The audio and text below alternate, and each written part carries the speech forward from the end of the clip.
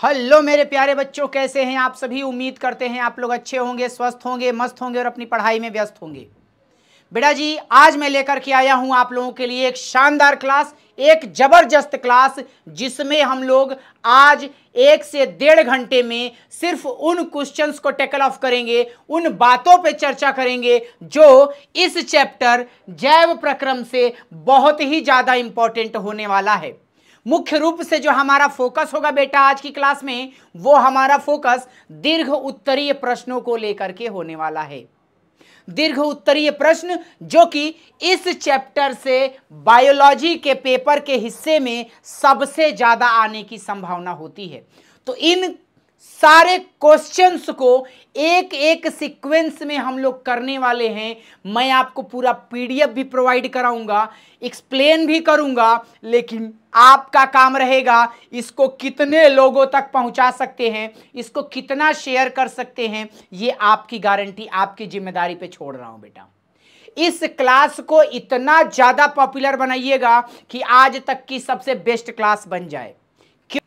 सबसे पहली बात अगर मैं बात करूं इस चैप्टर में, तो इस चैप्टर में आपको मुख्य रूप से जो बात करनी है वो किसके बारे में करनी है, तो सबसे पहला टॉपिक इसमें आता है सजीव क्या है। सजीव के लक्षण की चर्चा होगी। सजीव के लक्षण यानी characteristics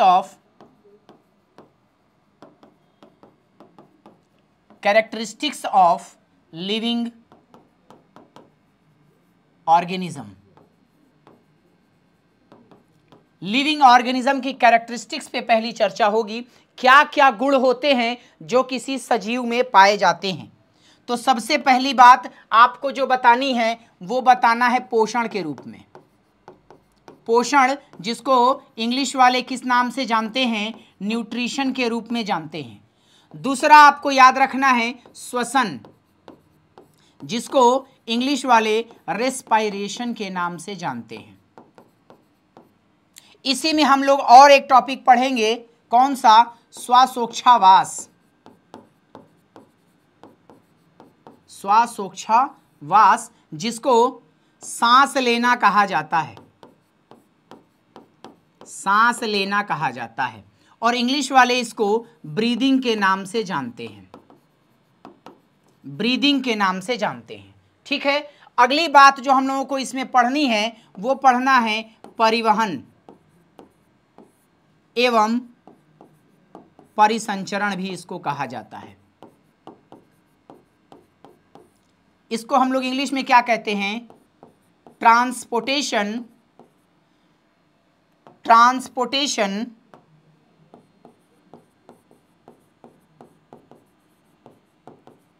and circulation. Transportation and circulation. अगली बात है बाबू, इसमें हम लोग पढ़ने वाले हैं पोषण हो गया, श्वसन हो गया, परिवहन हो गया। इसके बाद बात आएगी उत्सर्जन के बारे में, जिसको बोला जाता है क्या, एक्सक्रीशन। एक्सक्रीशन। इसके बाद हम लोग पढ़ने वाले हैं जनन के बारे में। इंग्लिश में इसको क्या कहा जाता है, रिप्रोडक्शन। रिप्रोडक्शन। और इसमें हम लोगों को क्या पढ़ना है, और हम लोगों को इसमें क्या पढ़ना है, रिप्रोडक्शन के बाद हम लोग बात करेंगे मोशन एंड मूवमेंट के बारे में। मोशन एंड मूवमेंट के बारे में, जिसको बोला जाता है गति एवं गमन। गति एवं गमन। और लास्ट आता है संवेदनशीलता। संवेदनशीलता, sensitivity, excuse me, sorry, sensitivity. इन सारी बातों पे आज हम लोग चर्चा करने वाले हैं बेटा शानदार तरीके से। ठीक है। तो ये कुछ कॉन्सेप्ट लिखे मैंने आपके सामने कि अगर कोई लिविंग ऑर्गेनिज्म है तो उसकी पहचान कैसे करेंगे, उसके लिए कि उसमें पोषण होना चाहिए, श्वसन होना चाहिए, परिवहन होना चाहिए, उत्सर्जन होना चाहिए, जनन होना चाहिए, और इसके अलावा मोशन या मूवमेंट यानी कि गति एवं गमन होना चाहिए, संवेदनशीलता होनी चाहिए, सेंसिटिविटी होनी चाहिए, और एक और बात उपापचय, जिसको इंग्लिश वाले बोलते हैं मेटाबॉलिज्म। ये वो गुण हैं, वो कैरेक्टर हैं, वो लक्षण हैं जो प्रूफ करेगा कि कोई भी जीव सजीव है अथवा निर्जीव, कोई भी वस्तु सजीव है अथवा निर्जीव है। इन सारी बातों से हम इस बात को क्लियर कट रूप से समझ सकते हैं, ठीक है। तो ये तो सजीव के बारे में हो गया। अब जो हमारा टॉपिक स्टार्ट होगा, क्या बताया गया इसके बारे में, तो हमारा टॉपिक आज का कहता है जैव प्रक्रम। जैव प्रक्रम, प्रक्रम का मतलब क्या है? ऐसी क्रियाएं जो किसी सजीव के अंदर हो रही हैं उसको जैव प्रक्रम कहते हैं। सबसे पहली बात तो यही हो गई। और किसी भी क्रिया को करने के लिए किसकी जरूरत पड़ती है? तो ऊर्जा की जरूरत पड़ती है।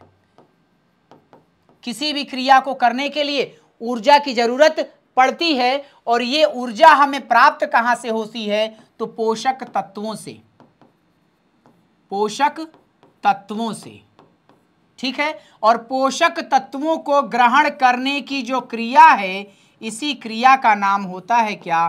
पोषण। यहां से 3 बातें क्लियर हुई। सबसे पहली बात, जैव प्रक्रम क्या है? तो जीवों में होने वाली ऐसी क्रियाएं जो उनके दैनिक दिनचर्या के लिए इंपॉर्टेंट होती है, जो उनके वृद्धि और विकास के लिए जरूरी होती है, उन क्रियाओं को क्या कहते हैं? जैव प्रक्रम कहते हैं। ये क्रियाएं तब भी होती रहती हैं जब कोई इंसान, जब कोई जीव सो रहा होता है, तब भी ये क्रियाएं होती रहती हैं। अच्छा, इन क्रियाओं के लिए किसकी जरूरत होती है? तो बताया गया ऊर्जा की जरूरत होती है, जो कहां से मिलती है? तो पोषक तत्वों से मिलती है, ठीक है। और ये पोषक तत्व ग्रहण करने की जो क्रिया है, इसी को बोला गया पोषण, या इसी को बोला गया न्यूट्रिशन। न्यूट्रिशन क्या है? एक ऐसी प्रोसेस है जिसके द्वारा न्यूट्रिएंट्स को गेन किया जाता है फॉर एनर्जी। एनर्जी के लिए न्यूट्रिएंट्स को गेन करना न्यूट्रिशन कहलाता है। एक बात तो खत्म हो गई। अगर कोई पूछे कि पोषण क्या है, तो पोषक तत्वों को ग्रहण करने की क्रिया पोषण कहलाती है। बात खत्म। चलिए, अब आपको इसमें और क्या ध्यान रखना है? एक यहां से आपसे क्वेश्चन पूछेगा, अमीबा में पोषण की क्रिया को समझाइए। अमीबा में पोषण की क्रिया को समझाइए। ये आपसे एक शॉर्ट क्वेश्चन पूछेगा, लघु उत्तरीय प्रश्न पूछने वाला है। लघु उत्तरीय प्रश्न, ये प्रश्न आपसे एक पूछा जाता है। तो इसके लिए मैं आपको दूंगा एक ऐसी स्लाइड जो कि बहुत ही इंपॉर्टेंट होने वाली है इस टॉपिक के लिए, है ना? बहुत जबरदस्त।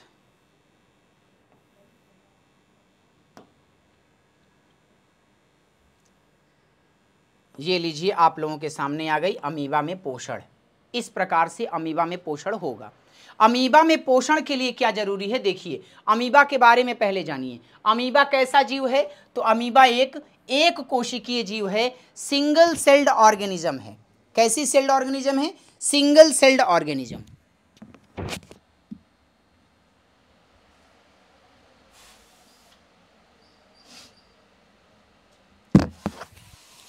अमीबा एक सिंगल सेल्ड ऑर्गेनिज्म है। एक कोशिकीय जीवों में जो पोषण की क्रिया होती है वो संपूर्ण सतह से होती है, मतलब इनके पूरी बॉडी से होती है। अमीबा में एक स्पेशल स्ट्रक्चर बनता है, एक स्पेशल विशिष्ट संरचना बनती है जिसे प्रवर्ध या कूटपाद कहते हैं। स्यूडोपोडिया इसको इंग्लिश वाले कहते हैं। स्यूडोपोडिया का फॉर्मेशन होता है। स्यूडोपोडिया, फाल्स फीट, ये ट्रू फीट नहीं है। कैसा फीट है? फाल्स फीट है, जिसके द्वारा अमीबा अपने भोजन को पकड़ता है। ठीक है, ये एकदम कंफर्म आता ही आता है बाबू, एकदम इसको तैयार कर लीजिए, कोई कमी नहीं होनी चाहिए इसमें। एक इसका स्क्रीनशॉट बना लीजिएगा। भोजन ग्रहण करने के लिए ये क्या करता है, इस प्रकार से मान लीजिए ये अमीबा की बॉडी है, इसको आगे देखिए इस प्रकार से फैला रहा है, ये इसका प्रे है, शिकार इसका यहाँ पर है, इसको कवर अप करने की कोशिश करता है। ये देखिए इसमें कवर कर लिया और इसको एक बैग लाइक स्ट्रक्चर में, एक थैली जैसी संरचना में बंद कर देता है। बंद करने के वजह से उस हिस्से को, उस रिक्तिका को, उस बैग लाइक संरचना को क्या कहा जाता है, खाद्य रिक्तिका कहा जाता है, जिसमें भोजन संग्रहित हुआ। अब उस भोजन को पचाया जाता है विभिन्न एंजाइमों की सहायता से और बाद में उसे संकुचनशील रिक्तिका में भेज दिया जाता है, जहां वो अपचे भोजन के रूप में रहता है। इस प्रकार से अमीबा में पोषण होता है। एक स्क्रीनशॉट बनाइएगा।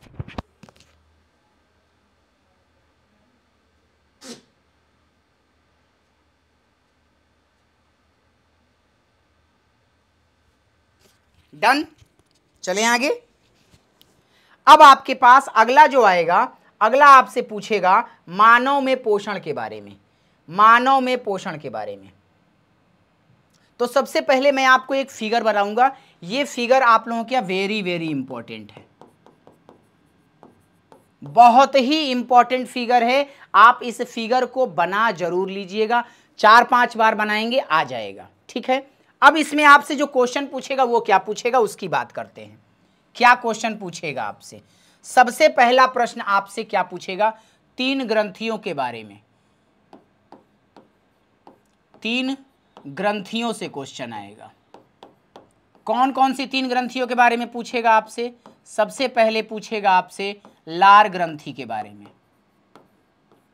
दूसरा आपसे पूछेगा यकृत के बारे में, और तीसरा आपसे पूछेगा लार ग्रंथि, यकृत और पैंक्रियाज यानी कि अग्नाशय के बारे में। अग्नाशय के बारे में इसको कहते हैं स्लेवरी ग्लैंड्स। स्लेवरी ग्लैंड्स इसको कहते हैं लीवर, और इसको कहते हैं पैंक्रियाज। देखिए बाबू, ये जो क्लास है हिंदी मीडियम और इंग्लिश मीडियम दोनों के लिए बहुत इंपॉर्टेंट होने वाली है। मतलब दोनों माध्यम के छात्र इस क्लास का भरपूर फायदा उठा सकते हैं। ये क्लास मैं आपको प्रोवाइड कर रहा हूं कम से कम 12-14 लेक्चर का एक क्लास में, इसलिए फुल सपोर्ट बनाए रखिएगा। सब कुछ बताऊंगा शुरू से लेके आखिरी तक। ठीक है, जो इंपॉर्टेंट है उसके बारे में। ये 3 लार ग्रंथियों के बारे में पूछेगा, यकृत के बारे में पूछेगा और अग्नाशय के बारे में पूछेगा। ये आपसे 3 ग्रंथियों की चर्चा यहां से करेगा। ठीक है, लार ग्रंथियों के बारे में सबसे पहली बात हम लोग कर लेते हैं, जिससे आगे की कहानी हमारी आसान हो जाएगी। चलिए सबसे पहले हम लोग कर लेते हैं लार ग्रंथियों के बारे में। देखिए, लार ग्रंथियां शरीर में कितनी होती हैं? तो 3 जोड़ी लार ग्रंथियां पाई जाती हैं। हमारे शरीर में 3 जोड़ी लार ग्रंथियां पाई जाती हैं। एक का नाम है पैरोटिड, एक का नाम है सबमैंडिबुलर और एक का नाम है सबलिंगुअल। हिंदी वाले इसको कर्णमूल ग्रंथि, अधोहनु ग्रंथि और अधोजिह्वा के नाम से जानते हैं। ठीक है, कर्णमूल कहाँ है? कर्ण ये है और मूल माने जड़, कान के जड़ में यानी कान के निचले हिस्से में जो ग्रंथि पाई जाती है उसको कर्णमूल ग्रंथि कहते हैं। अधोहनु, हनु का हिस्सा ये है, इसके पीछे की ओर जो ग्रंथि पाई गई उसको बोला गया अधोहनु। और अधोजिह्वा मतलब जीभ के निचले सतह पे, जीभ के निचले हिस्से पर एक ग्रंथि पाई जाती है जिसे अधोजिह्वा कहते हैं। यहां से किसका स्राव होता है? अगर आपसे पूछ देगा कि ग्रंथियों से किसका स्राव होता है तो आप कहेंगे लार का स्राव होता है। किसका स्राव होता है? लार का। अच्छा, लार का अगर पीएच मान आपसे कोई पूछ ले तो वो होता है 6.8। ये क्या होता है? हल्का अम्लीय होता है। कैसा होता है? हल्का अम्लीय रस है, जिसमें लगभग 90% क्या होता है?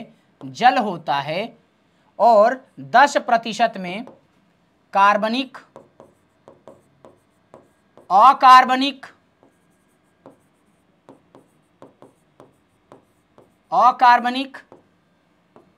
व खनिज पदार्थ होते हैं। कार्बनिक, अकार्बनिक व खनिज पदार्थ होते हैं 10% में। यानी सलाइवा का सिक्रीशन करती है। सलाइवा का पीएच वैल्यू 6.8 होता है, जो स्लाइटली एसिडिक जूस होता है, जिसमें 90% वाटर होता है और 10% में ऑर्गेनिक, इनऑर्गेनिक और सम स्पेशल मिनरल्स इसमें प्रेजेंट होते हैं बेटा। ठीक है, ओके, बढ़ेंगे अगली ग्रंथि की ओर। अगली ग्रंथि हमारी क्या है? अगली ग्रंथि की चर्चा हम करेंगे यकृत के रूप में। यकृत, आ जाइए, ये यकृत का खेल है।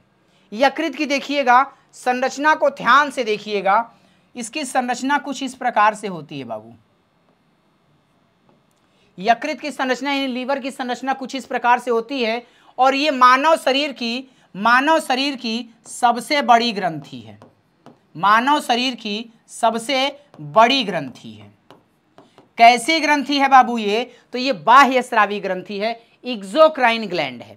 कैसी ग्लैंड है? एक्सोक्राइन ग्लैंड है, जिसका वेट, जिसका वजन कितना होता है? लगभग इसका वजन होता है 1.5 किलोग्राम के आसपास। इसमें क्या बनता है? तो इसमें पित्त रस का निर्माण होता है, पित्त का यानी बाइल का फॉर्मेशन होता है, बाइल का प्रोडक्शन होता है, जो कि पित्ताशय में यानी कि गॉल ब्लेडर में स्टोर होता है। कहाँ स्टोर होता है? गॉल ब्लेडर में, यानी पित्ताशय में जाके पित्त स्टोर होता है, जमा होता है, संग्रहित होता है। क्या काम है पित्त रस का? तो बताया गया पित्त कैसा होता है? तो गाढ़ा होता है, हरे पीले रंग का द्रव होता है, हरे पीले रंग का। अगर इसकी प्रकृति पूछ लिया तो क्षारीय द्रव होता है। अच्छा, अगली बात क्या है कि इसका काम क्या है? तो अमाशय से यानी स्टमक से आने वाले एसिडिक फूड मटेरियल को, अम्लीय भोज्य पदार्थ को क्षारीय बनाना, एल्कलाइन बनाना। पित्तरस का काम क्या है कि अमाशय से आए हुए अम्लीय भोज्य पदार्थ को क्षारीय बनाने का काम कौन करता है? पित्तरस करता है। यानी बाइल जूस का काम क्या है बाबू? तो बताया गया बाइल जूस का मेन काम जो होता है वो स्टमक से आए हुए एसिडिक फूड मटेरियल को एल्कलाइन मटेरियल में कन्वर्ट करने का काम करता है। ठीक है, और दूसरा इसका काम बताया गया, ये वसा का पायसीकरण करता है, इमल्सिफिकेशन ऑफ फैट मॉलिक्यूल।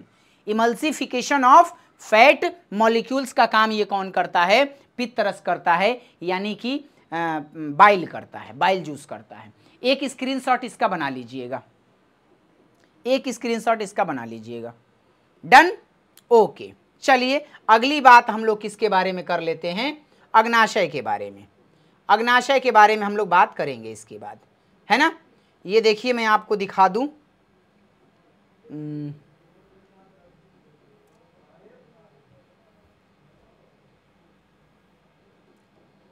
हाँ, ये रहा अग्नाशय।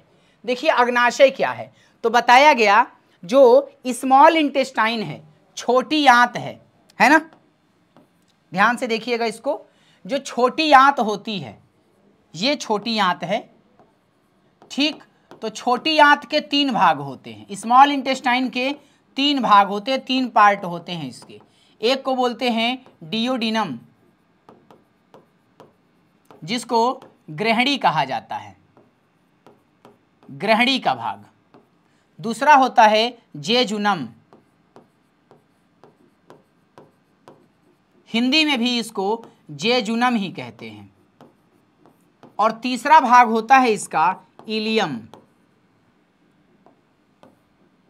कौन सा भाग होता है? इलियम। जेजुनम, डियोडिनम, जेजुनम और इलियम। तो डियोडिनम का जो हिस्सा होता है, ग्रहणी का जो हिस्सा होता है, वो स्टमक के थोड़ा सा करीब होता है। तो स्टमक और डियोडिनम के बीच में, ये देखिए स्टमक बना दूं मैं,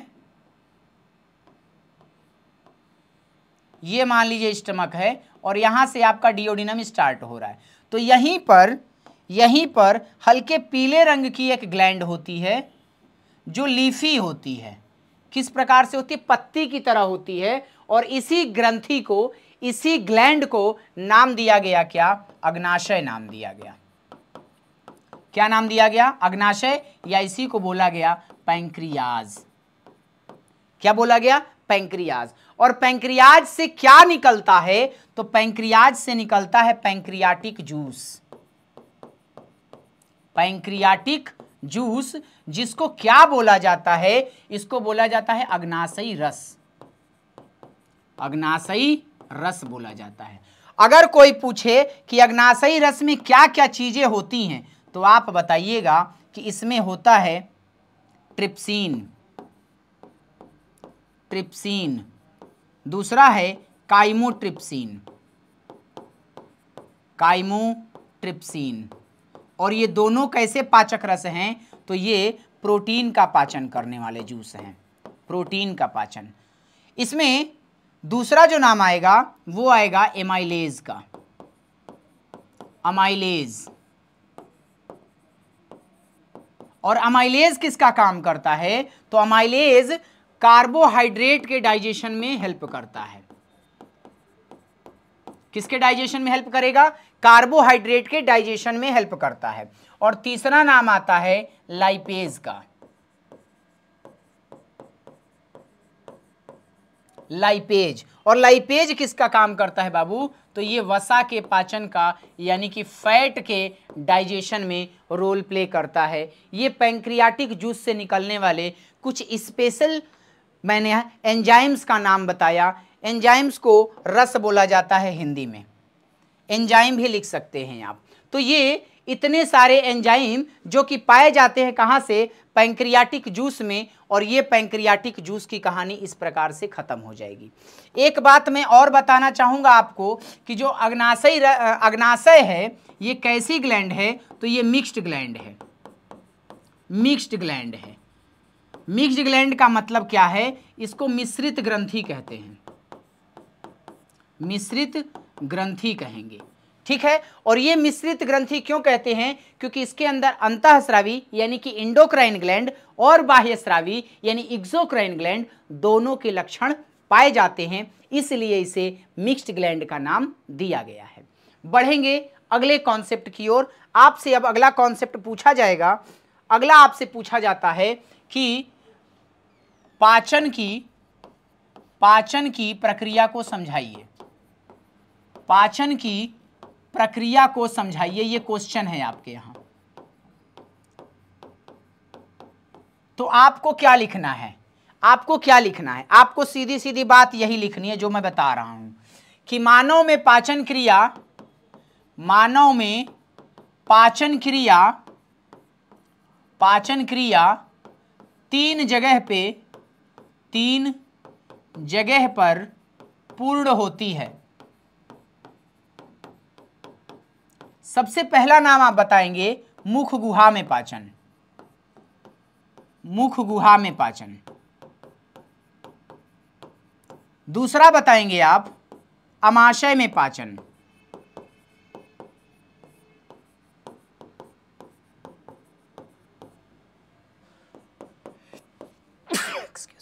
और तीसरा बताएंगे आप छोटी आंत में पाचन।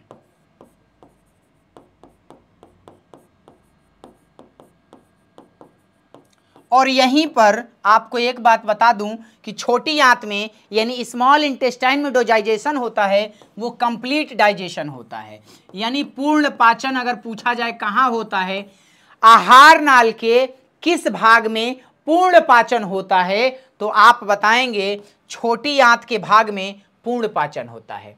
मुख गुहा में किसका पाचन होता है, तो कार्बोहाइड्रेट का पाचन होता है, कार्बोहाइड्रेट का पाचन होता है, ठीक। अमाशय में मुख्य रूप से किसका पाचन होता है, तो कार्बोहाइड्रेट का भी होता है और इसके साथ साथ प्रोटीन का भी पाचन होता है। यहां छोटी आंत में कार्बोहाइड्रेट का भी पाचन होता है, वसा का भी पाचन होता है और प्रोटीन का भी पाचन यहां पर होता है। तुरंत नोट डाउन करेंगे, आगे बढ़ेंगे।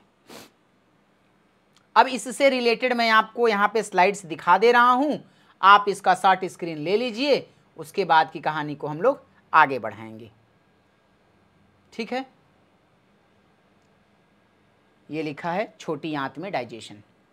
छोटी आंत की लंबाई कितनी होती है? लगभग 2.5 सेंटीमीटर होती है, ये बात याद रखिए। सॉरी 6.25 मीटर होती है, 6.25 मीटर होती है इसकी लंबाई। चौड़ाई इसकी कितनी होती है? 2.5 मीटर होती है। गृहिणी के भाग में पूर्ण पाचन की क्रिया संपन्न होती है। क्यों होती है? क्योंकि अग्नाशय से अग्नाशयी रस यानी पैंक्रियाज से पैंक्रियाटिक जूस और पित्ताशय से पित्ताशयी रस यानी गॉल ब्लैडर से बाइल जूस आ करके इसी जगह पर मिलते हैं, इसलिए यहां पर पूर्ण पाचन की क्रिया संपन्न होती है। चलें आगे। अब अगला जो टॉपिक आएगा बाबू आपका, वो आएगा किसका, किस रूप में आएगा? देखिए, मुख्य गुहा में अगर पाचन लिखना हो तो आप इतनी बात लिख सकते हैं। मुख्य गुहा में पाचन को आप इतना लिख सकते हैं, है ना? ठीक, ये आपका अमाशय में पाचन के लिए है। कौन कौन से एंजाइम अमाशय में पाए जाते हैं? तो यहाँ पे एमाइलेज है, हाइड्रोक्लोरिक अम्ल है, निष्क्रिय पेप्सिनोजन है और म्यूकस है। निष्क्रिय का मतलब इनएक्टिव होता है, इनएक्टिव पेप्सिनोजन, और म्यूकस को म्यूकस ही कहते हैं। आपसे एक क्वेश्चन पूछा जाता है कि अमाशय की दीवार को HCl हानि नहीं पहुंचा पाता है, क्यों? तो आपका जवाब होना चाहिए क्योंकि अमाशय की दीवार पर म्यूकस की एक लेयर पाई जाती है, एक परत पाई जाती है, जिस वजह से HCl अमाशय की दीवार को क्षति नहीं पहुंचा सकता, कोई नुकसान नहीं पहुंचा पाता है। ठीक है, शॉर्ट स्क्रीन बनाइएगा, आगे बढ़ेंगे। ये रहा हाइड्रोक्लोरिक एसिड का काम, जो कि कम पूछने के चांसेस हैं। और आपसे जो अगला पूछेगा, छोटी आंत में डाइजेशन, इस प्रकार से आप इसको लिख सकते हैं। तुरंत स्क्रीनशॉट बनाइएगा, आगे बढ़ेंगे बाबू। Done, okay. अब यहां से अगला हमारा टॉपिक स्टार्ट हो जाएगा, जिसको हम लोग फोटोसिंथेसिस के रूप में जानेंगे। प्रकाश संश्लेषण के बारे में, यानी फोटोसिंथेसिस के बारे में चर्चा हम लोग यहां से करेंगे। ठीक है, आइए बात कर लेते हैं प्रकाश संश्लेषण के बारे में।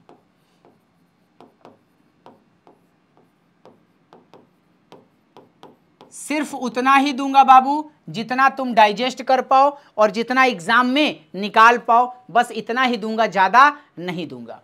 सीधी सीधी आपसे एक बात पूछेगा, प्रकाश संश्लेषण की परिभाषा। पहले तो यही पूछ लेगा, एक क्वेश्चन हो गया। दूसरा, इसकी रासायनिक अभिक्रिया, केमिकल रिएक्शन, रासायनिक अभिक्रिया, रासायनिक अभिक्रिया आपसे पूछेगा और बहुत इंपॉर्टेंट है, आपको याद कर लेना है इसको। 6 carbon dioxide plus 12 water molecule, और इस प्रकार से आप बनाएंगे यहाँ पे सनलाइट यानी सूर्य का प्रकाश, और नीचे लिखेंगे क्लोरोफिल, क्लोरोफिल यानी कि पर्णहरिम। और बनाएगा क्या? तो बनाएगा C6H12O6, जिसको आप ग्लूकोज के नाम से जानते हो, प्लस क्या बनाएगा 6 water molecule plus 6 oxygen molecules को इलेबोरेट कर देगा, एमिट कर देगा, बाहर निकाल देगा। ये आपको एज इट इज याद कर लेनी है बाबू। ये 1 नंबर में अक्सर मैंने देखा है पूछा जाता है। और इसकी परिभाषा, परिभाषा के लिए आप ये डेफिनेशन लिख सकते हैं, मेरी बनाई हुई है। हरे पौधे वातावरण से कार्बन डाइऑक्साइड व मृदा से जल व खनिज लवण अवशोषित करके सूर्य के प्रकाश की उपस्थिति में पर्णहरिम की सहायता से अपने भोज्य पदार्थ ग्लूकोज का निर्माण करते हैं, और यही क्रिया प्रकाश संश्लेषण कहलाती है। ठीक है, ओके, बढ़ेंगे अगली स्लाइड की ओर। अब आपसे बात करेगा प्रकाश संश्लेषण के चरण, स्टेप्स ऑफ फोटोसिंथेसिस, प्रकाश संश्लेषण के चरण।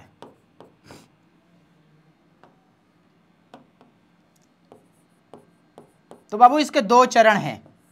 कितने चरण हैं? 2 चरण हैं। एक को बोलते हैं प्रकाशीय प्रकाश संश्लेषण, प्रकाश संश्लेषण। और दूसरा आता है अप्रकाशीय, अप्रकाशीय प्रकाश संश्लेषण, अप्रकाशीय प्रकाश संश्लेषण। ठीक है, अब प्रकाशीय प्रकाश संश्लेषण क्या है इसके बारे में चर्चा कर लेते हैं। प्रकाशीय प्रकाश संश्लेषण, देखिए बाबू, इसमें सिर्फ आपको 2 बातें याद रखनी है, बल्कि कहूंगा 3 बातें, 1 2 3। पहली बात क्या है कि इसको, ये जो प्रकाशीय प्रकाश संश्लेषण की क्रिया है, ये सूर्य के प्रकाश की उपस्थिति में होती है। कहाँ होती है? सूर्य के प्रकाश की उपस्थिति में होती है। सूर्य के प्रकाश की उपस्थिति में होती है, यानी प्रेजेंस में होती है, यानी सनलाइट इसके लिए जरूरी है, उपस्थिति में होती है। ठीक है, दूसरी बात आपको क्या याद रखना है कि प्रकाशीय प्रकाश संश्लेषण सूर्य के प्रकाश की उपस्थिति में होती है। पहली बात खत्म। होता क्या है इसमें, तो सूर्य के प्रकाश से ऊर्जा जो मिलती है उससे एक स्टेप होता है जिसको बोलते हैं एक्टिवेशन ऑफ क्लोरोफिल मॉलिक्यूल, यानी कि क्लोरोफिल के अणुओं का सक्रिय होना, क्लोरोफिल अणुओं का सक्रिय होना। पहला स्टेप ये रहा इसका। दूसरा स्टेप इसका क्या कहता है कि जब ये अणु सक्रिय हो जाते हैं तो इनके बॉडी से इलेक्ट्रॉन निकलता है। किसके बॉडी से? क्लोरोफिल के नहीं, मैग्नीशियम धातु पाई जाती है वहां से इलेक्ट्रॉन निकलता है, जो कि काम कराता है क्या? जल का प्रकाश अपघटन होता है। क्या होता है? जल का प्रकाश अपघटन होता है। प्रकाश अपघटन का मतलब ये रहा जल, और यहां पे मैंने लिख दिया प्रकाश, जिसकी वजह से ये जल टूट जाएगा हाइड्रोजन प्लस ऑक्सीजन में, और यही ऑक्सीजन निकल जाती है। इसमें जो तीसरा स्टेप है उसको कहते हैं फोटोफॉस्फोरिलीकरण। फोटोफॉस्फोरिलीकरण, तीनों को अलग अलग कर दिए बाबू, ये याद हो जाएगा आपको। फोटो माने होता है लाइट की वजह से, फॉस्फो माने होता है फास्फेट के जुड़ने की क्रिया, रिलीकरण मतलब क्रिया, यानी प्रकाश की उपस्थिति में फॉस्फेट के अणुओं के जुड़ने की क्रिया। इसमें क्या बनता है? तो इसमें NADP से कन्वर्ट हो जाता है NADPH2 में, और क्या बनाता है? ADP से ATP बनाता है। ये 3 स्टेप होते हैं प्रकाशीय प्रकाश संश्लेषण में। इतनी बात से ज्यादा लिखने का प्रयास मत करिएगा, सिर्फ इतनी बात लिखिएगा। बढ़े आगे बाबू। ओके, चलिए अगली बात करते हैं किसके लिए? अप्रकाशीय प्रकाश संश्लेषण के बारे में। अप्रकाशीय प्रकाश संश्लेषण, तो इसमें क्या करना है? अप्रकाशीय प्रकाश संश्लेषण, इसमें क्या होता है बच्चा? तो बताया गया इसमें क्या है, तो प्रकाश की उपस्थिति जरूरी नहीं है, हो या ना हो कोई दिक्कत नहीं है। मतलब इसके लिए प्रकाश की निर्भरता का होना जरूरी नहीं है। इसमें केवल 2 स्टेप होता है। पहला स्टेप क्या है सर? तो पहला स्टेप इसमें होता है कार्बन डाइऑक्साइड का ग्लूकोज में अपचयन। क्या होता है? कार्बन डाइऑक्साइड का ग्लूकोज में अपचयन। और दूसरा होता है क्या? RUBP का पुनः निर्माण। RUBP का पुनः निर्माण होता क्या है? इसमें कार्बन डाइऑक्साइड RUBP के साथ अभिक्रिया करती है और बनाती है क्या? ग्लूकोज बनाती है। और क्या बनाएगी? RuBP फिर से बना देती है। बस इतनी बात आपको लिखनी रहेगी प्रकाश संश्लेषण में। ठीक, अब आपसे यहां से एक क्वेश्चन पूछा जाता है कि प्रकाश संश्लेषण की अभिक्रिया में रॉ मटेरियल क्या है, कच्चा पदार्थ क्या है? रॉ मटेरियल के बारे में पूछा जा सकता है आपसे कि क्या क्या चीजें हैं जो मिल करके फोटोसिंथेसिस का कार्य कराती हैं। तो इसमें सबसे पहला क्लोरोफिल, कार्बन डाइऑक्साइड, जल एवं खनिज लवण और सूर्य का प्रकाश। इसको कहते हैं सनलाइट, इसको कहते हैं water and minerals, carbon dioxide and chlorophyll. Done, आगे चलें। ओके,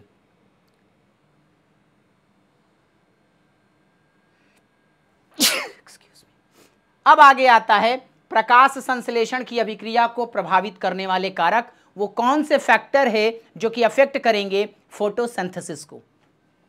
तो इसमें सबसे पहला फैक्टर आता है बाबू, प्रकाश आता है। प्रकाश कितनी देर तक है यानी उसकी टाइमिंग, उसकी प्रखरता यानी इंटेंसिटी,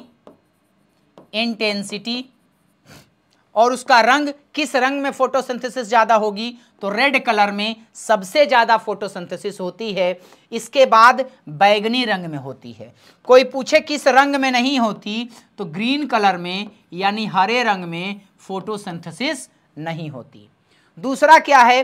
कार्बन डाइऑक्साइड। ज्यादा कार्बन डाइऑक्साइड होगी तो ज्यादा फोटोसिंथेसिस होगा, लेकिन बहुत ज्यादा हो गई तो फोटोसिंथेसिस नहीं होगी, रुक जाएगी। अगली बात आता है वाटर। वाटर का मतलब, जैसे आप लोगों को बताऊं एक बात कि आप लोग कहते हैं कि फलाने को प्यास लगी है, तो प्यास लगी है इसका मतलब क्या? उनको 1 गिलास पानी की ज़रूरत होगा, 2 गिलास पानी का ज़रूरत होगा। ऐसा नहीं कि उनके मुंह में एगो पाइप लगा दीजिए नल से खोल के और भकाभक पीते रहेंगे। अति सर्वत्र वर्जते, किसी भी चीज़ की अति खराब होती है। वही बात यहाँ पे है कि अगर एक पानी सही अमाउंट में मिला तब तो प्रकाश संश्लेषण ठीक होगा, लेकिन अगर बहुत ज़्यादा पानी मिल जाए तो प्रकाश संश्लेषण की क्रिया रुक जाएगी। जैसे आपने देखा होगा कि छोटे पौधे होते हैं, मतलब उनकी उम्र कम दिन की होती है, 2 साल 3 साल 4 साल के पौधे होते हैं। जब बाढ़ आती है, उनको चारों तरफ से बाढ़ घेर लेती है, 10-15 दिन बाढ़ का पानी रुक जाए तो वो पौधे सूख जाते हैं। इसीलिए ठीक है। ऑक्सीजन, अगर वातावरण में ऑक्सीजन 20 से 21% तक है तब तो फोटोसिंथेसिस यानी प्रकाश संश्लेषण ठीक होगा, लेकिन अगर ज़्यादा है तो फोटोसिंथेसिस रुक जाएगा। उसी प्रकार से तापमान कितना होना चाहिए? 20 डिग्री से 35 डिग्री। कितने पर फोटोसिंथेसिस रुक जाएगी? लगभग 49 डिग्री सेल्सियस पे प्रकाश संश्लेषण रुक जाता है, नहीं हो पाएगा। बढ़ेंगे आगे के कॉन्सेप्ट पर।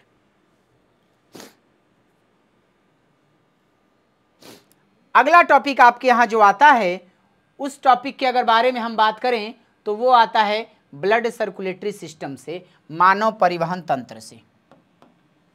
सबसे पहला चार्ट आपके सामने ये लगा दिया मैंने। इसमें क्या क्या पढ़ना है आपको? इसमें आपको रुधिर की जानकारी रखनी है, हृदय के बारे में पढ़ना है और रुधिर वाहिनियों के बारे में पढ़ना है। तो सबसे पहला कॉन्सेप्ट हम तुरंत खत्म करेंगे रुधिर वाहिनियों का। ये एक चित्र है ब्लड वेसल्स के बारे में जो आपको इन्फॉर्म देगा, मैसेज देगा कि क्या होती हैं ब्लड वेसल्स। तो देखिए 3 तरह की होती हैं, एक को बोला गया धमनी, एक को बोला गया शिरा, यही 2 आप जानते हैं। तीसरा एक कॉन्सेप्ट है केशिका का। ये देखिए धमनी है, ये क्या है? धमनी है, और ये क्या है? शिरा है। इसको आर्टरी बोलते हैं, उसको वेन बोलते हैं। और ये जो गुच्छे लाइक संरचना दिख रही है, जाल दिख रहा है, इसको बोलते हैं केशिकाएं या कैपिलरीज।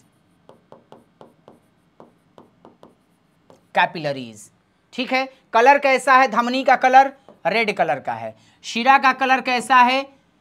ब्लू कलर का है, ठीक है। अब इसी से संबंधित आपको ये अंतर लिखना रहता है परीक्षा में। आप ये अंतर बखूबी स्लाइड को तैयार कर लें। एक हिस्सा बनाइएगा गुड़ का, एक बनाइएगा धमनी का और एक बनाइएगा शिरा का। आपसे 2 नंबर में पूछेगा, कोई भी 4 पॉइंट उठा के लिख दीजिएगा। पहला ये, दूसरा, तीसरा पॉइंट, चौथा, पांचवा, छठा और सातवां। 7 पॉइंट मैंने दिया है, कोई भी आप 4-5 पॉइंट लिख दीजिए, आपका काम हो जाएगा। डन? ओके बाबू, तो ये तो खेल खत्म हो गया इसका यहीं पे। ठीक है, रंग कैसा होता है? लाल होता है, ये नीली होती है। भित्ति कैसी होती है? मोटी, मजबूत व लचीली होती है, इसकी पतली व कम लचीली होती है। कपाट यानी कि ब्रेकर, ब्रेकर क्या है? इसमें ब्रेकर नहीं पाया जाता, इसमें ब्रेकर पाया जाता है। ठीक है, यानी वॉल्व, इसको इंग्लिश वाले वॉल्व कहते हैं। वॉल्व, यहाँ पे वॉल्व क्या है? एब्सेंट है, लेकिन वॉल्व यहाँ पर क्या है? प्रेजेंट है। ठीक है, अगला है ल्यूमेन। ल्यूमेन क्या होता है बाबू? ल्यूमेन का मतलब पाइप की मोटाई से है, जिसमें ब्लड फ्लो कर रहा है उस पाइप की मोटाई। तो धमनी की मोटाई कैसी होती है? पतली होती है, जबकि इसका ल्यूमेन कैसा होता है? चौड़ा होता है। इसमें ब्लड प्रेशर कैसा होता है? तो बहुत तेज ब्लड प्रेशर होता है, लेकिन वहाँ पे ब्लड प्रेशर क्या होता है? कम होता है। इसमें ब्लड कहाँ से कहाँ फ्लो करता है?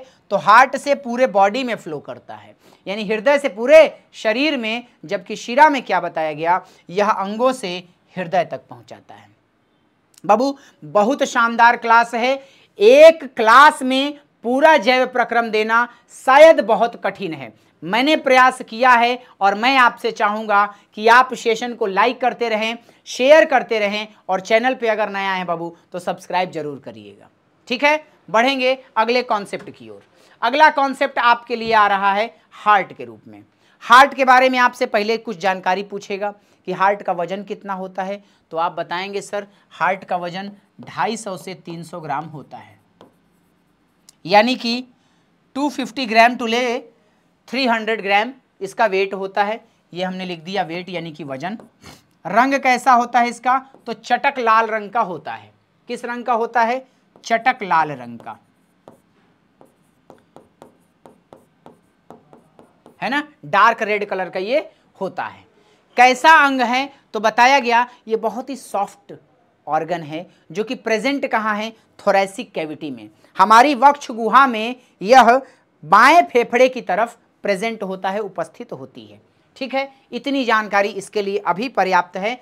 इसके बाह्य संरचना के बारे में लिखा हुआ है कि इसको एक वॉल कवर किए रहती है, जिसको पेरिकार्डियम कहते हैं, और ये 2 झिल्ली का बना होता है, दो लेयर का होता है। दोनों लेयर के बीच में एक लिक्विड मटेरियल, एक तरल पदार्थ पाया जाता है, जिसे पेरिकार्डियल द्रव कहते हैं, पेरिकार्डियल फ्लूइड के नाम से जाना जाता है। ठीक है, और ये इसके बारे में जानकारी लिखी है। किसके जैसी संरचना होती है? तो कॉनिकल स्ट्रक्चर होता है इसका, शंक्वाकार संरचना होती है, बंद मुट्ठी की तरह होती है, क्लोज फिस्ट की तरह होता है। बढ़ेंगे अगले कॉन्सेप्ट पे। अगला कॉन्सेप्ट आपसे आएगा, ये फिगर आपके लिए बहुत बहुत इंपॉर्टेंट है। ये फिगर तैयार जरूर कर लीजिएगा, और यहीं से आपको इसका मैकेनिज्म तैयार करना है, मैकेनिज्म ऑफ हार्ट।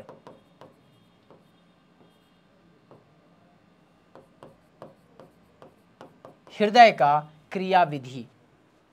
पहले आप फिगर बनाएंगे एक साइड में, और दूसरी साइड में लिखना शुरू करेंगे कि ये है, इसका नाम क्या है? इसका नाम क्या? आप लोग सब लोग कमेंट करेंगे। अग्र महाशिरा, अग्र महाशिरा, अग्र महाशिरा। इसको क्या कहते हैं? Superior vena cava.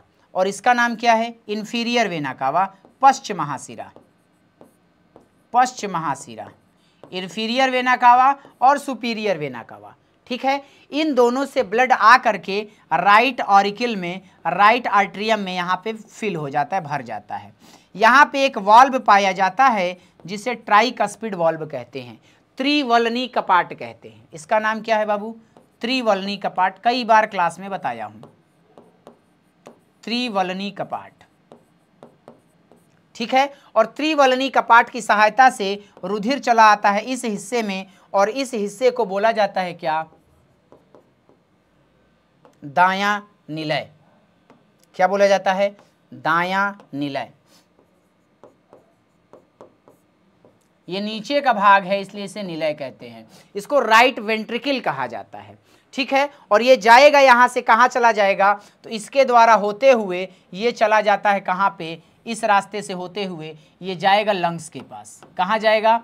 दोनों साइड के लंग्स के पास जाएगा, वहां से वापस इस ट्यूब के द्वारा ये अंदर आता है। किस हिस्से में आता है? तो लेफ्ट ऑरिकल में आता है, बाएं अलिंद में आता है। बाएं अलिंद के पास नीचे की ओर एक वाल्व यहां पर पाया जाता है और इस वाल्व को कहते हैं बाइकस्पिड वाल्व, यानी द्विवलनी कपाट। यहां से ब्लड फ्लो करके नीचे चला आता है और इस ट्यूब के द्वारा पूरे बॉडी में फैला दिया जाता है। इसको, इस हिस्से को क्या बोलते हैं? एओर्टा बोलते हैं या महाधमनी बोला जाता है। महाधमनी, ये रही आपकी हार्ट की मैकेनिज्म। थोड़ा सा वीडियो को आप लोग चाहें तो एक बार बैक करके क्रियाविधि को देख लीजिएगा, क्योंकि ये मैंने बता ही दिया आप लोगों के लिए वेरी वेरी इंपॉर्टेंट होने वाला है। और एक अगला कॉन्सेप्ट आपसे पूछेगा हृदय की धड़कन, यानी कि दिल का धड़कना, यानी कि ब्लड पंप कैसे करता है, जो साउंड निकलता है उसके बारे में। तो बताया गया इसमें लगातार क्या होता है, सिस्टोल और डायस्टोल की प्रोसेस चलती रहती है। सिस्टोल का मतलब क्या है? सिकुड़ना। डायस्टोल का मतलब नॉर्मल होना। तो systole diastole, systole diastole, systole diastole, और एक सिस्टोल और एक डायस्टोल मिल करके एक धड़कन का निर्माण करता है। कितना समय लगता है इसमें? तो बताया गया इसमें जो समय लगता है वो लगता है 0.8 सेकेंड का। 0.8 सेकेंड का समय लगता है। तुरंत स्क्रीनशॉट बनाइएगा, आगे बढ़ेंगे। डन? ओके बाबू। चलिए अगला कॉन्सेप्ट आप लोगों के सामने आ रहा है, किस रूप में? तो ब्लड के फॉर्म में। ब्लड क्या है इसको जरा समझ लेते हैं, उसके बाद की कहानी आगे बढ़ाएंगे। देखिए, रुधिर के मुख्य रूप से अगर मैं बात करूं तो रुधिर के 3 हिस्से बताए गए हैं। कितने हिस्से बताए गए? 3 हिस्से।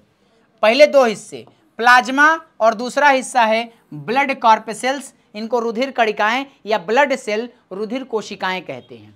प्लाज्मा की मात्रा कितनी होती है? 55%, जबकि रुधिर कणिकाओं की मात्रा कितनी होती है? 45% होती है। ठीक है। अच्छा, रुधिर कणिकाएं 3 तरह की होती हैं, आरबीसी, डब्ल्यूबीसी और तीसरा ब्लड प्लेटलेट्स। ठीक है। आरबीसी को एरिथ्रोसाइट कहते हैं, लाल रुधिर कणिका को क्या बोलते हैं? एरिथ्रोसाइट बोला जाता है। एरिथ्रो का शब्द का मतलब ही क्या होता है? लाल रंग से मतलब है। एरिथ्रो का मतलब क्या होता है बाबू? लाल रंग होता है, लाल।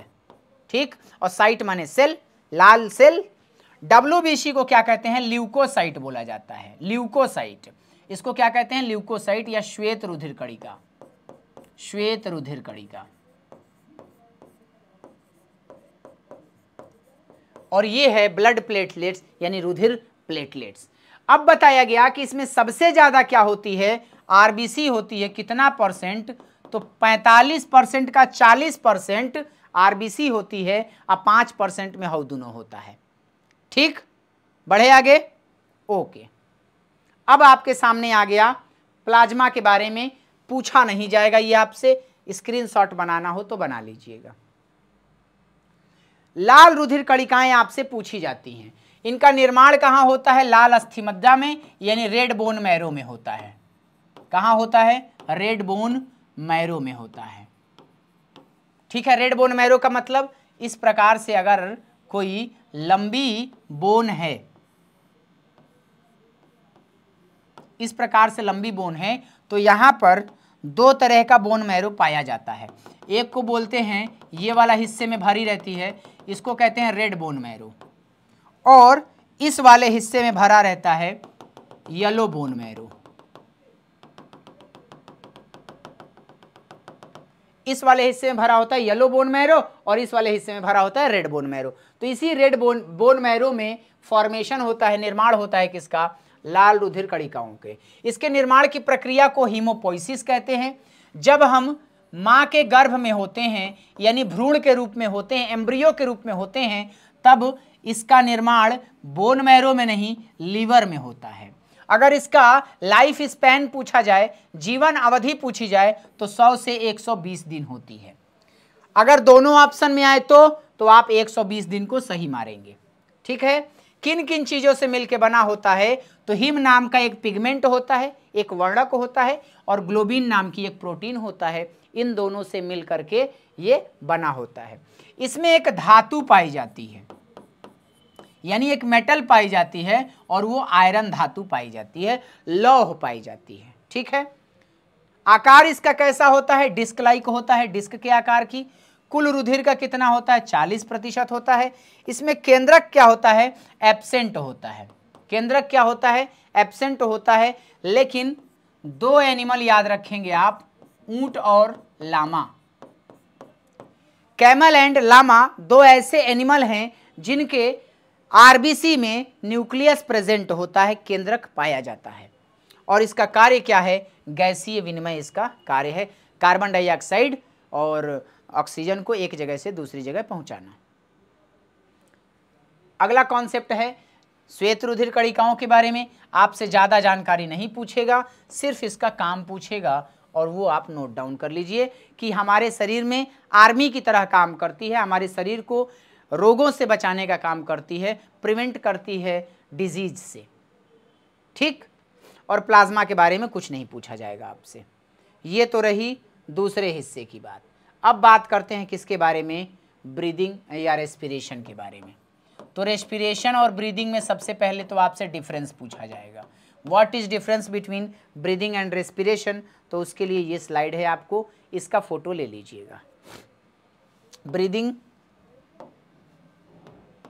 ये क्या है? ये रेस्पिरेशन है, ये रेस्पिरेशन है, और ये क्या है? ब्रीदिंग है।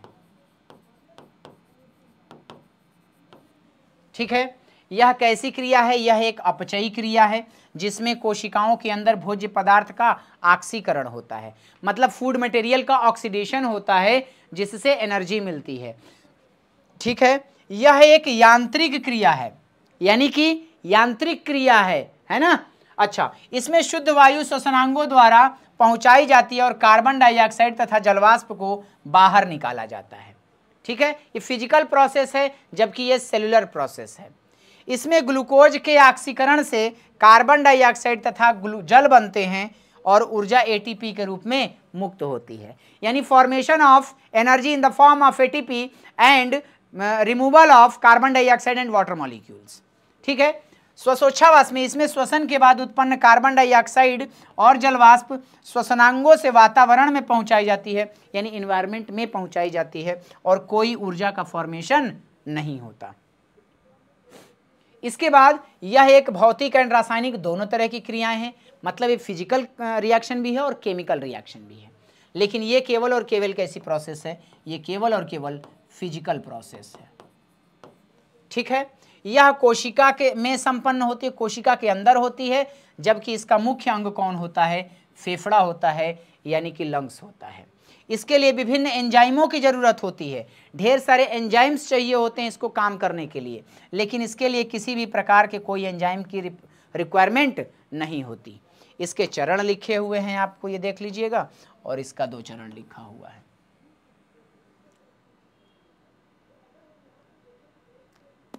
डन। चलिए अब बात करते हैं इसमें, ये स्लाइड आप लोगों के लिए बहुत इंपॉर्टेंट है कि श्वसन के चरण कौन कौन से हैं। तो सबसे पहली बात आप याद रखेंगे कि श्वसन की क्रिया होती कहाँ पे है? तो इसके 3 स्टेप होते हैं। कितने स्टेप होते हैं बाबू? 3 स्टेप होते हैं, याद रखिएगा। एक को कहते हैं ग्लाइकोलिसिस,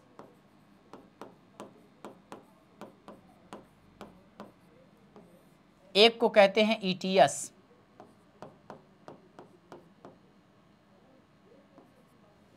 एक को कहते हैं electron transport system, Krebs cycle. इसको क्या कहते हैं बाबू? क्रेब्स साइकिल या क्रेब्स चक्र। और तीसरा जो इसमें आता है वो आता है ईटीएस, या इसी को ईटीसी भी बोलते हैं, इलेक्ट्रॉन ट्रांसपोर्ट सिस्टम या इलेक्ट्रॉन ट्रांसपोर्ट चेन, है ना। इलेक्ट्रॉन परिवहन तंत्र, यहाँ हिंदी में लिख दें इसको, इलेक्ट्रॉन परिवहन तंत्र। ठीक है। ग्लाइकोलिसिस पूछा जाए आपसे कहां होती है, तो आप बताएंगे कोशाद्रव में, कहाँ होती है? कोशाद्रव में। इसको बोला क्या जाता है? साइटोप्लाज्म भी लोग बोल देते हैं इसको, साइटोप्लाज्म। ठीक, साइटोप्लाज्म के अंदर होती है। ठीक है, क्रेब्स साइकिल कहाँ पे होती है? तो ये माइटोकॉन्ड्रिया में होती है। और ETS या इलेक्ट्रॉन ट्रांसपोर्ट सिस्टम कहाँ चलता है? वो F1 F0 कण के अंदर चलता है, F1 F0 पार्टिकल के अंदर चलता है, जो माइटोकॉन्ड्रिया के अंदर टेनिस के रैकेट की तरह संरचनाएं निकली होती हैं, टेनिस के रैकेट की तरह स्ट्रक्चर्स होते हैं, उन्हीं को बोला जाता है F1 F0 कण। और ये F1 F0 कण के अंदर ETS या ETC चलती हैं। ठीक है, हाँ, एक कॉन्सेप्ट इसके लिए एक नाम और लिख लीजिएगा, साइटोसॉल, कोशाद्रव्य, साइटोसॉल। ये ज्यादा बेटर वर्ड है कंपेयर टू इसके। ठीक है, अच्छा, उसके बाद क्रेब्स साइकिल कहां चलेगी? माइटोकॉन्ड्रिया में। देखिए, ग्लूकोज से पाइरुवेट और ATP बनेगा कोशाद्रव्य के अंदर, जिसको बोला गया ग्लाइकोलिसिस। क्या बोला गया? ग्लाइकोलिसिस।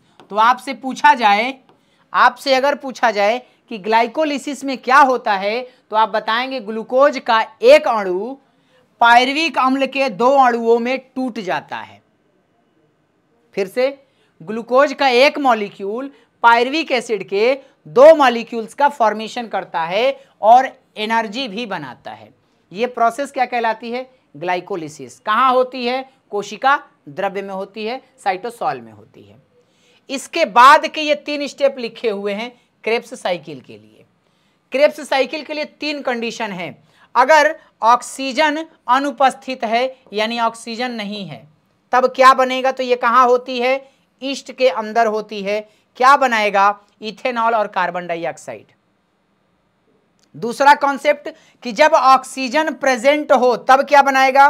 कार्बन डाइऑक्साइड, वाटर और एनर्जी बनाएगा। तीसरा कॉन्सेप्ट, अगर ऑक्सीजन लैक अमाउंट में है, बहुत कम मात्रा में है, ऑक्सीजन की कमी है, ऑक्सीजन का अभाव है, तब क्या बनेगा? तो ये हमारी मसल सेल्स में बनता है। और कब? जब हम ज़्यादा एक्सरसाइज कर लेते हैं रोज की तुलना में, तब हमारा शरीर दर्द करने लगता है। किसकी वजह से? लैक्टिक अम्ल की वजह से, लैक्टिक एसिड की वजह से। और ये लैक्टिक एसिड हमारी मसल्स में पेशी कोशिकाओं में बनता है। स्क्रीनशॉट बना लीजिएगा इसका। बढ़ेंगे अगले कॉन्सेप्ट की ओर। अगला कॉन्सेप्ट आपके सामने आता है जंतुओं में गैसीय विनिमय को लेकर के, कि गैसीय विनिमय कैसे होता है। तो गैसीय विनिमय मानव में, आपके लिए ये कॉन्सेप्ट दिमाग में रखिएगा, ये फिगर तैयार कर लीजिएगा, वेरी वेरी इंपॉर्टेंट। ये क्या है? VVI, वेरी वेरी इंपॉर्टेंट, ये कॉन्सेप्ट तैयार रखिएगा। ठीक, इसमें होता क्या है कि ढेर सारे श्वसनांग हैं, जैसे नासाद्वार हो गया, श्वास नली हो गई, ये आती है नीचे की ओर, उपास्थि के वलय हो गए, श्वसनिया हो गई, श्वसनिका हो गया, और लास्ट में कूपिका कोशिका या एल्वोलाई या एयर सैक होते हैं। एयर सैक की संरचना कुछ इस प्रकार से होती है ना। और इसमें क्या भरी होती है? तो इसमें ऑक्सीजन भरी होती है। ठीक है, जब हम सांस लेते हैं तो ऑक्सीजन यहाँ पर चली आती है, और देख रहे हैं इसके चारों तरफ रेड कलर का कुछ छल्ला दिखाई पड़ रहा है। वास्तव में इसका फिगर कैसे होता है, मैं अगर आपको दिखाना चाहूँ तो ये कुछ इस प्रकार से फिगर होता है। ठीक है, और इसको चारों तरफ से ढेर सारी ब्लड वेसल्स कवर किए रहती हैं, ढेर सारी ब्लड वेसल्स कवर किए रहती हैं। और ये ब्लड वेसल्स क्या करती हैं? ऑक्सीजन और कार्बन डाइऑक्साइड का यहाँ पे विनिमय करने का काम करती हैं। कैसे? तो दिखाई, मैं एक दिखाऊं अगर आपको इस प्रकार से, और इसके नीचे से ये कोई ब्लड वेसल निकली है, तो एक तरफ से ब्लड आता है, दूसरी तरफ से निकल जाता है, बीच में कैपिलरीज का जंक्शन होता है, यानी कि केशिकाएं पाई जाती हैं। मैंने अभी फिगर दिखाया था आपको।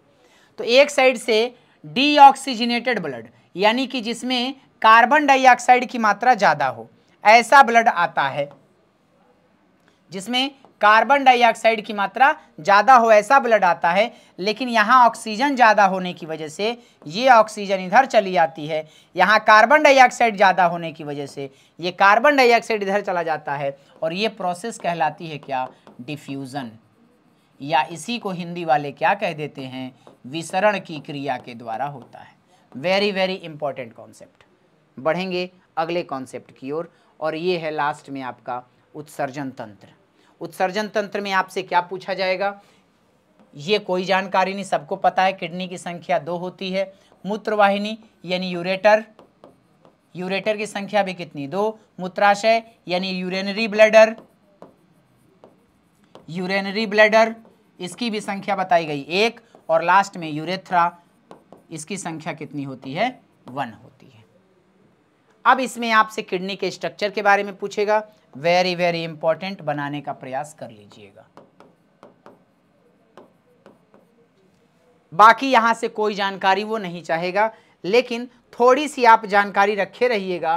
किसके बारे में? किसके बारे में? किडनी के बारे में। क्या होता है इसका कार्य? कार्य की चर्चा कर लेते हैं। इसके काम में आपसे पूछा जाएगा कि वृक्क का कार्य क्या होता है।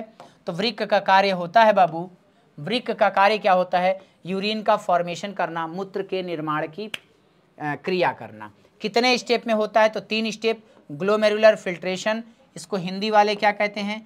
परानिस्यंदन। दूसरा क्या है? ट्यूबुलर पुनरावशोषण, यानी कि चयनित पुनरावशोषण।